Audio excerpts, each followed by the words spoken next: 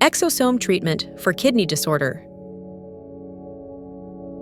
Exosome treatment is an emerging field in regenerative medicine that holds promise for treating various disorders, including kidney disorders.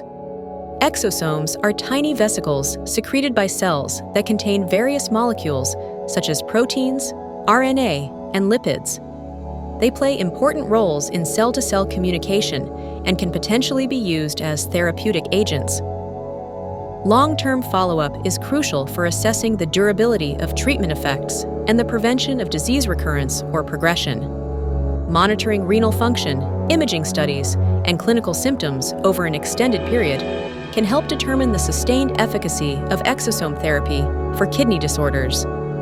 Exosome therapy for kidney disorder involves isolating exosomes, typically from stem cells, and administering them to the patient via injection or infusion.